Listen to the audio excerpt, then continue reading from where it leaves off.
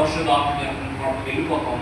మన జీవితాలు కొన్నిసార్లు ఏంటి ప్రభావ, నా జీవితం మారదా, నా బిడ్డల జీవితం మారదా, నేను ఎంత భక్తి చేస్తాను కదా, నేను ప్రార్థన చేస్తాను, నా భర్త జీవితం, నా పిల్లల జీవితం, నా కుటుంబం, నా ఆర్థిక పరిస్థితి ఏంటి, నా పరిస్థితి ఏదో మనం ఒక్కోసారి ఏమవుతుంది, రిచువలిస్టిక్ మేనర్లో పడిపోతాం. రిచువలిస్టిక్ మేనర్ అంటే మనం భక్తిలో ఏదో నామకార్థ భక్తిగా మనం ఎవరితో చేసేస్తాం, అయిపోతాం, మన జీవితంలో ఎక్కడ మార్పు కనపడుతుంది.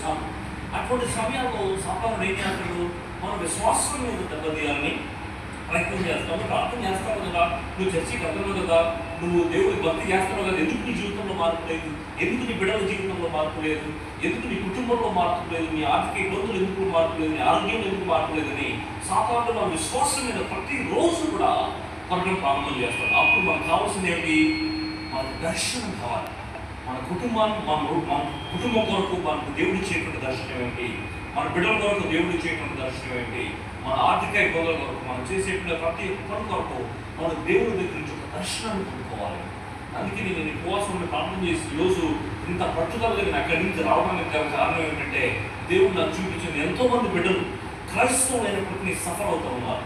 వాళ్ళ కుటుంబాల్లో బాధపడుతున్నారు, కుటుంబాల్లో ఇబ్బందులు, కుటుంబాల్లో ఆర్థిక సమస్యలు, నెమ్మది లేక సమస్యలు, పోరాటాలు ఎన్నో. మళ్ళా మనం చూస్తే బైబిల్ పట్టుకొని నేను క్రైస్తవులు అంటాను. ఈరోజు నా ప్రార్థన ఏంటంటే, యేసయ్యా ఆ బిడ్డ ప్రతి ఒక్క బిడ్డలు ఎవరైతే విశ్వాసంతో ఆ యొక్క పండుగలకు వస్తున్నారో వారు ప్రతి ఒక్క అనారోగ్యంతో బాధపడుతున్న వారు స్వస్థత కావాలి, వారు నెమ్మది లేక బాధపడుతుంటే వారికి నేను సమాధానం కావాలి, వారి ఆర్థిక ఇబ్బందులు బాధపడుతుంటే వారికి ఆర్థిక సనుకూలత కావాలి, వారు అప్పుడు బాధతో బాధపడుతుంటే దేవుడి యొక్క కృప చేత అప్పుడు మొత్తం కూడా తొలగిపోవాలి. ఒక జీవితంలో ప్రతి ఒక్కరి జీవితంలో దేవుడు అద్భుత కార్యం చేయాలి. ఉపవాసం ఉండి ప్రార్థన చేస్తూ మేము మరి ఈ యొక్క పండుగ కొరకు ప్రిపేర్ అవ్వడం జరుగుతుంది. కాబట్టి ప్రిపేర్ అయిన స్నేహితులారా,